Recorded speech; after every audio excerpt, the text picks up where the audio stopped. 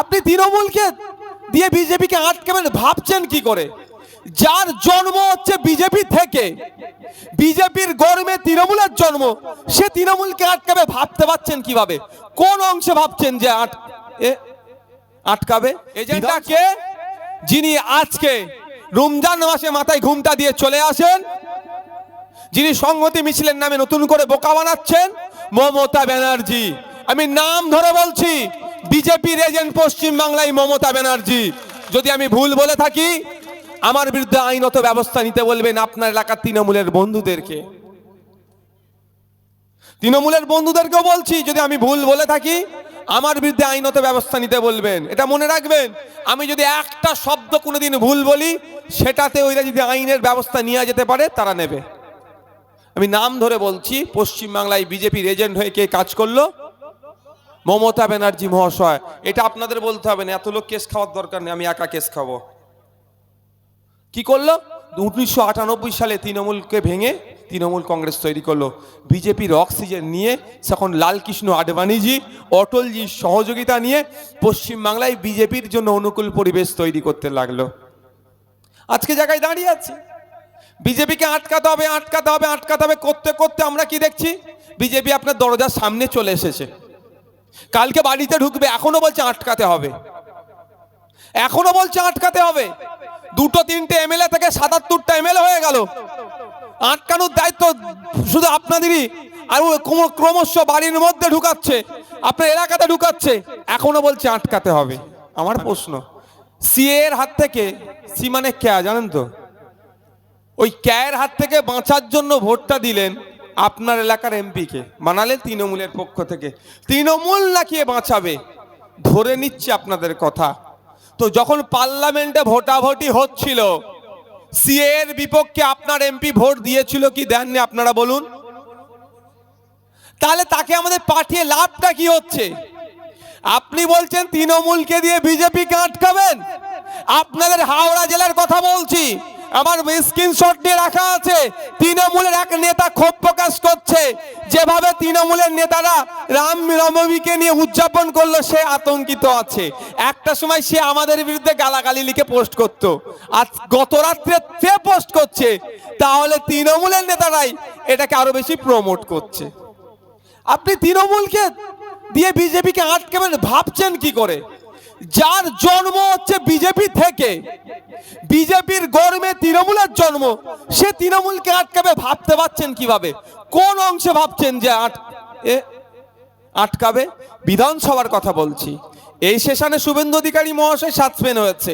এরা অনেক আগেই শুভেন্দু অধিকারী মহাশয় সাসপেন্ড হয়ে যেত, আর একাধিকবার সাসপেন্ড করলে হয়তো মানে দীর্ঘকাল সাসপেন্ড করে দিতে পারতো স্পিকার স্যার।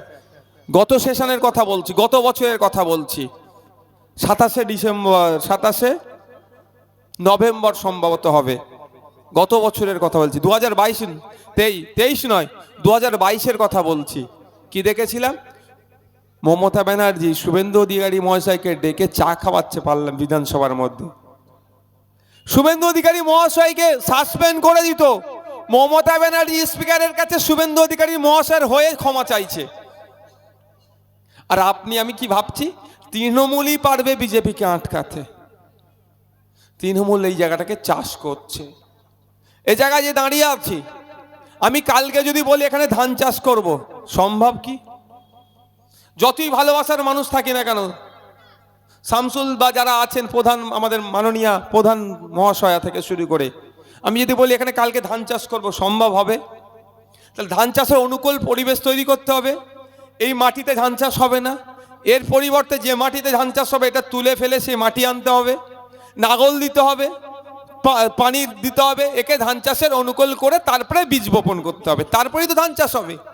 1998 সালের আগে পর্যন্ত বিজেপি দেখলো বা পশ্চিমবাংলা থেকে তাদের দাঁত ফুটাতে পারছে না, পশ্চিমবাংলায় সংগঠন দাঁড় করাতে পারছে না, পশ্চিমবাংলার মানুষ বিজেপিকে প্রত্যাখ্যান করছে। আর যতবারই গাছ লাগানোর চেষ্টা করেছে, সেই সময়ে বাম সরকার বীজ স্প্রে দিয়ে গাছকে ঝিমিয়ে দিয়েছে। ও দেখছে এইরকম ভাবে হবে না, ওদের একটা লাগবে কাকে? এজেন্ট। এজেন্টটা কে? যিনি আজকে রমজান মাসে মাথায় ঘুমটা দিয়ে চলে আসেন, যিনি সংহতি মিছিলের নামে নতুন করে বোকা বানাচ্ছেন, মমতা ব্যানার্জি। আমি নাম ধরে বলছি, বিজেপির এজেন্ট পশ্চিম বাংলায় মমতা ব্যানার্জি। যদি আমি ভুল বলে থাকি, আমার বিরুদ্ধে আইনত ব্যবস্থা নিতে বলবেন আপনার এলাকার তৃণমূলের বন্ধুদেরকে। তৃণমূলের বন্ধুদেরকেও বলছি, যদি আমি ভুল বলে থাকি, আমার বিরুদ্ধে আইনত ব্যবস্থা নিতে বলবেন। এটা মনে রাখবেন, আমি যদি একটা শব্দ কোনোদিন ভুল বলি, সেটাতে ওইরা যদি আইনের ব্যবস্থা নিয়ে যেতে পারে, তারা নেবে। আমি নাম ধরে বলছি, পশ্চিমবাংলায় বিজেপির এজেন্ট হয়ে কে কাজ করলো? মমতা ব্যানার্জি মহাশয়। এটা আপনাদের বলতে হবে না, এত লোক কেস খাওয়ার দরকার নেই, আমি একা কেস খাবো। কি করলো? 1998 সালে তৃণমূলকে ভেঙে তৃণমূল কংগ্রেস তৈরি করলো। বিজেপির অক্সিজেন নিয়ে তখন লালকৃষ্ণ আডবাণীজি, অটলজির সহযোগিতা নিয়ে পশ্চিমবাংলায় বিজেপির জন্য অনুকূল পরিবেশ তৈরি করতে লাগলো। আজকে জায়গায় দাঁড়িয়ে আছে। বিজেপিকে আটকাতে হবে, আটকাতে হবে, আটকাতে হবে করতে করতে আমরা কি দেখছি? বিজেপি আপনার দরজার সামনে চলে এসেছে। কালকে বাড়িতে ঢুকবে, এখনো বলছে আটকাতে হবে, এখনো বলছে আটকাতে হবে। দুটো তিনটে এমএলএ থেকে 77টা এমএলএ হয়ে গেল। আটকানোর দায়িত্ব শুধু আপনাদেরই। আর ক্রমশ বাড়ির মধ্যে ঢুকাচ্ছে, আপনার এলাকাতে ঢুকাচ্ছে, এখনো বলছে আটকাতে হবে। আমি আপনাদের বলবো, দেয়ালে পিঠ ঠেকেছে। কি দলিত, কি আদিবাসী, কি মুসলিম, সর্বশেষ নাগরিকের দেয়ালে পিঠ ঠেকেছে। স্বাস্থ্যের অধিকার কেড়ে নিচ্ছে। স্বাস্থ্যসাথী কার্ড হাতে ধরিয়ে দিয়ে রাজ্য দায়িত্ব মুক্ত হয়ে যাচ্ছে। আরে স্বাস্থ্যের অধিকার, আমি অসুস্থ হয়েছি, আমাকে স্বাস্থ্য পরিষেবা দিতে হবে, এটা আমার সাংবিধানিক রাইট, অধিকারের মধ্যে পড়ে। কিন্তু সুকৌশলে কি করছে? আপনার হাতে একটা কার্ড ধরিয়ে দিয়ে সরকার কি বলছে? ওই তো কার্ড দিয়ে দিয়েছি, চিকিৎসা হোক না হোক, মারা যাক, কোনো দায়িত্ব সরকার নিচ্ছে না। কিন্তু সাংবিধানিক অধিকার, সংবিধানের 12 থেকে 35 নম্বর ধারা খুলে দেখুন, আপনার স্বাস্থ্যের অধিকার সেখানে লিপিবদ্ধ আছে। এটা ফান্ডামেন্টাল রাইটসের মধ্যে পড়ে, মৌলিক অধিকারের মধ্যে পড়ছে। কি কার্ড ধরিয়ে ছেড়ে দিচ্ছে? আপনি কার্ড নিয়ে কোথায় যাচ্ছেন? হন্য হয়ে ঘুরতে হচ্ছে। আমার কাছে একটা বক্তব্য, এই ব্লকে, এই অঞ্চলের কথা বলি, এই অঞ্চলে কম করে 20 থেকে 25,000 মানুষ আছে। এক একজন মাথা পিছু কত করে বলেছে স্বাস্থ্যসাথী কার্ডে? 5 লক্ষ টাকা। তাহলে কত কোটি টাকার স্বাস্থ্য পরিষেবা দিতে হচ্ছে সরকারকে? হিসাব করলে ব্রেন আউট হয়ে যাবে। আমরা অত লোডও নিতে পারবো না। আপনারা বলুন, আপনারা এই হসপিটাল, এই অঞ্চলের কথা বলছি, 100 কোটি টাকা খরচ করলে, 100 কোটি দূরের কথা, 10 কোটি টাকা খরচ করলে একটা উন্নত মানের স্বাস্থ্যকেন্দ্র গড়ে দেওয়া যায়। আর একটা উন্নত মানের স্বাস্থ্যকেন্দ্র একবার গড়লে ওর 100 বছর আয়ু থাকে, কম করে 100 বছর, রিপেয়ারিং করে করে আরো চলবে। সেটা করছে না কেন? আমি আপনাদের বলি, সেটা করলে মমতা ব্যানার্জির তার ভাইপোদের চুরি করাটা ঠিক করে যাবে না। এরা তো স্বাস্থ্যসাথী কার্ডের মাধ্যমেও চুরি করেছে। আগামী কোনো সময় যদি স্বাস্থ্যসাথী কার্ড নিয়ে কোর্ট কাছারি হয়, যদি সিবিআই বা ইডি বা সিআইডি হোক, যদি নিরপেক্ষতার সাথে তদন্ত করে, আমি দায়িত্ব নিয়ে বলছি, কার্ডিওলজি ডিপার্টমেন্টের বা ওই বিভাগে আমি দায়িত্ব নিয়ে বলছি, সব থেকে বেশি যে স্বাস্থ্যসাথী কার্ড নিয়ে যেটা দুর্নীতি হয়েছে, সেটা কার্ডিওলজি ডিপার্টমেন্টের মাধ্যমে হয়েছে। বেসরকারি হসপিটালগুলোতে দেখুন, যারা যত বিল করেছে স্বাস্থ্যসাথীর, সব থেকে বেশি উঠে আসবে কোথায়? কার হাড়ের অপারেশন, কার প্লাস্টার, কার এই হয়েছে। কারণ কি? ওতে সহজেই দুর্নীতিটা করা যায়। এরা কি করেছে? ট্রিটমেন্ট করিয়েছে এক, বিল করেছে আলাদা, টাকা তুলেছে, এই ঘাট ও ঘাট সে ঘাট হয়ে হয়ে কালীঘাটে গিয়েছে। আমাদের বক্তব্য, সত্যিকারের জনগণের যদি ভালো চান, স্বাস্থ্যের মান উন্নয়ন করুন। ওই সংহতি মিছিল দেখিয়ে, ওই রাম মন্দির দেখিয়ে মানুষের স্বাস্থ্য ভালো হবে না। আমি দুটো সরকারকেই বলছি, রায়গঞ্জে এমস হওয়ার কথা ছিল, সেই কংগ্রেস পিরিয়ডে 10 বছর দেশের ক্ষমতায় আছে, পশ্চিম বাংলায় এখনো কেন নতুন করে এমস দিল না কেন্দ্র সরকার? এই আওয়াজ এখান থেকে তুলছি। আর পশ্চিম বাংলার মানুষের ভোট চাইছে বিজেপিরা। পশ্চিম বাংলার সমস্ত ধর্মের মানুষদেরকে আওয়াজ তুলতে হবে। সেন্ট্রাল ইউনিভার্সিটি নাই কেন আমাদের রাজ্যে? ওই যে বিশ্বভারতী ছাড়া আর নাই কেন? 10 বছর আপনারা ক্ষমতায় আছেন, আপনারা সবকা সাথ সবকা বিকাশের কথা বলেন, আপনারা মাঝে মধ্যে আবার ডবল ইঞ্জিনের কথা বলেন, আপনারা সব সরকারকে নাকি সমান চোখে দেখেন বলেন। পশ্চিম বাংলায় কেন এখনো আর নতুন করে সেন্ট্রাল ইউনিভার্সিটি হলো না? এর জবাবও কিন্তু বিজেপিকে আগামী দিনে দিতে হবে ভোটের মাধ্যমে। আমাদের রাজ্যে কি দেখছি, রাজ্য সরকার সুকৌশলে শুধু ইউনিভার্সিটি ঘোষণা করে দিচ্ছে, ইউনিভার্সিটি ঘোষণা করে দিচ্ছে। আমি একবার ভাবলাম এত ইউনিভার্সিটির খোঁজ খবর নিয়ে দেখি। দার্জিলিং হিল ইউনিভার্সিটি, আপনারা গুগলে সার্চ করলে পাবেন। দার্জিলিং হিল ইউনিভার্সিটিতে বেশ কিছু কোর্সের অফার আছে, কোর্স ওখানে করা যায়। কিন্তু দুঃখের বিষয়, খোঁজ নিয়ে দেখলাম কোর্স করার জন্য তো, অর্থাৎ অনলাইন কোর্স নয় তো, অফলাইন তো, কোথায় গিয়ে করবে সেই ডিপার্টমেন্ট অর্থাৎ সেই স্ট্রাকচার এখনো রেডি করতে পারেনি। এই শিক্ষার ব্যবস্থা। আলিয়া বিশ্ববিদ্যালয় অবশ্য অস্বীকার করার কোনো জায়গা নয়, সংখ্যালঘু সমাজের স্বপ্নের প্রতিষ্ঠান। বামেরা অর্থ বরাদ্দ করেছিল, তারপর থেকে জায়গা দিয়েছিল, তৃণমূল কংগ্রেসের সে এটাকে উদ্বোধন করেছে, রাজারহাট নিউ টাউনের ক্যাম্পাসটা। 2008-এর দিকে ইউনিভার্সিটি তৈরি হয়েছে, 2007-এর আইনে 8-এ তৈরি হয়েছে, এটা 2024। এতদিন হয়ে গেল, ন্যাকের টিম ভিজিট করেনি। ন্যাকটা কি জিনিস অনেকে ভাববে খাই না মাখে, বাস্তব কথা। আমাদেরকে তো ইচ্ছাকৃতভাবে পিছিয়ে রাখা হয়েছে। ইউনিভার্সিটির সার্টিফিকেটের মূল্যায়ন হয় ন্যাকের টিমের ভিজিটের উপরে, grade. Jadavpur University, Delhi University, Jawaharlal Nehru University, Hyderabad EFLU, Osmania, বিভিন্ন জায়গার যে ইউনিভার্সিটি আছে, কলকাতা ইউনিভার্সিটি থেকে শুরু করে প্রেসিডেন্সি ইউনিভার্সিটি, আমাদের আরও যে সমস্ত বিদ্যাসাগর ইউনিভার্সিটি, আলিয়া ইউনিভার্সিটি, ওই সার্টিফিকেটের মান কত, গুণগত মান নির্ভর করে এই গ্রেডের উপরে। গ্রেডটা কারা দেয়? ন্যাক, ইউজিসির একটা পার্ট। তারা আসবে, ভিজিট করবে, গ্রেড দেবে। খোঁজ নিয়ে দেখুন, এই 12 বছর সরকার চলছে, সংহতি মিছিল করছে, সংখ্যালঘু ভাইদের জন্য অনেক ভাবছে, কিন্তু এখনো পর্যন্ত এই 20 থেকে 25 লক্ষ টাকা সর্বোচ্চ খরচ হয়। গলাটা টানছে কেন? মাইকম্যান কি আছে, গলাটা টেনে নিচ্ছে অত কেন? দেখো, খোঁজ নিয়ে দেখুন, 20 থেকে 25 লক্ষ টাকা খরচ হয়।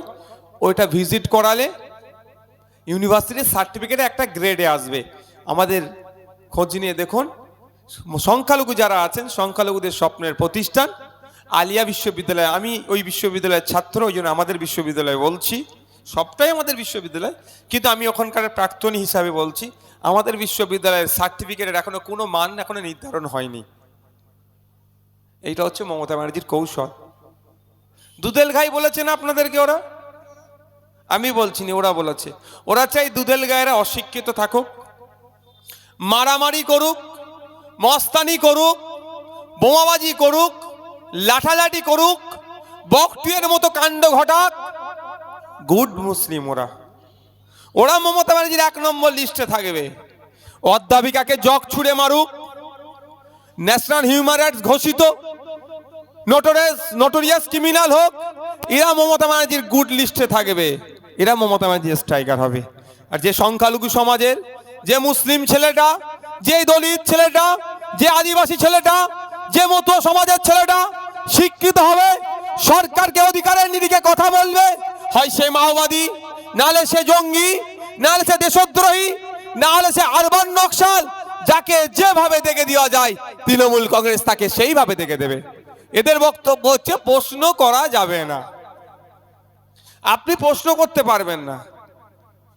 প্রশ্ন করলে আপনি হবেন সন্ত্রাসবাদী, প্রশ্ন করলে আপনি হয়ে যাবেন আরবান নকশাল, প্রশ্ন করলে আপনি হয়ে যাবেন নকশাল, প্রশ্ন হয়ে যাবে করলে আপনি হয়ে যাবেন বিচ্ছিন্নবাদী, প্রশ্ন করলে হয়ে যাবেন আপনি বিজেপির দালাল, প্রশ্ন করলে আপনি হয়ে যাবেন মুসলমানদের দল।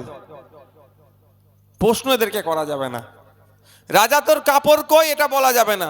রাজার কাপড়ের নৈপুণ্যতার আপনি এ করুন, গুণগান গান, যা চাইবেন পেয়ে যাবেন। এই পেতে পেতে তো আজকে কোথায় দাঁড়িয়েছি।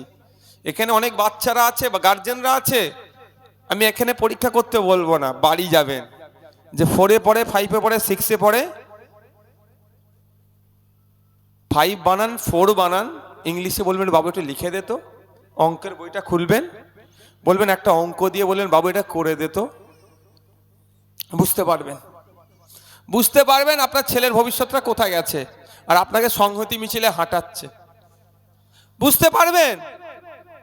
এই যে আমি দায়িত্ব নিয়ে বলছি, ক্লাস 4-এর বাচ্চাকে তারই অঙ্ক দিলে ফেল করবে, কারণ তো পড়া হচ্ছে না। তো টিচার কোথায়? 400-500 ছাত্রছাত্রী আছে, 3-4টে টিচার। আগে বললো তো আমার নাকি সাবির বললো তো, হেডমাস্টার নাই, টিচার নাই, 300-400 ছাত্র। কি হচ্ছে? ওই যে তালা খুলছে সেই ঘন্টা বাজাচ্ছে, সেই কি করছে, কি আর পড়াবে, হই হচ্ছে। স্কুলগুলো আর শিক্ষাদান কেন্দ্র থাকছে না, ওগুলো লঙ্গরখানায় পরিণত করেছে। আমি আপনাদের বলবো আওয়াজ তুলতে হবে। আর যদি মনে করেন ওই ভাইজান বলছে কান্দে দেওয়া এই কান্দে বার হবে, আমি আপনাদের বলছি 75 বছর পিছিয়ে আছেন। শুধু মুসলমানরা পিছিয়ে নেই, কেউ যদি মনে করে এই হাওতাসার মধ্যে ভোগে, আমি বলছি তার ভুল ধারণা। শুধুমাত্র মুসলমানরা পিছিয়ে আছে এটা নয়, যারা আর্থিকভাবে দুর্বল তারাই পিছিয়ে আছে। যেমন দলিত, আদিবাসী, মতুয়া, বিভিন্ন লোদা শবর জাতি থেকে শুরু করে, আদিবাসী থেকে শুরু করে যারা পিছিয়ে বর্গের আছে, যারা আর্থিকভাবে দুর্বল তারাই পিছিয়ে আছে, পিছিয়ে রাখা হয়েছে। এদেরকে এগিয়ে নিয়ে গেলে এটা প্রশ্ন করবে। তাই আপনাদের বলি, যদি মনে করেন হচ্ছে হোক, এই 75 বছর পিছিয়ে আছেন, আরো 75 বছর যাবে আপনাদের পিছিয়ে থাকতে হবে। আর আজকে যদি আপনারা ওঠেন, জাগ্রত হন, নেতাজি সুভাষচন্দ্র বোসের জন্মদিবসে আপনারা শপথ গ্রহণ করুন যে নেতাজির দেশ ভাবনা যে চেতনা ছিল সেটাকে আমরা এগিয়ে নিয়ে যাব। জাত ধর্ম বর্ণ নির্বিশেষে সম্প্রীতির যে তেনার মাধ্যমে যে সম্প্রসারিত হয়েছিল সেটাকে মাথায় লেগে এগিয়ে নিয়ে যাব। তাহলে আসুন, উঠুন, এক এগিয়ে চলুন। যতক্ষণ না লক্ষ্যে পৌঁছাবেন তা পিছপা হবেন না। স্বামীজির ভাষায়, লক্ষ্যে না পৌঁছানো পর্যন্ত তুমি নিস্তার পেয়ে থেকো না। কিন্তু আমরা করছি কি? শুনছি, এখান থেকে ঢুকাচ্ছি, ওখান থেকে বার করাচ্ছি।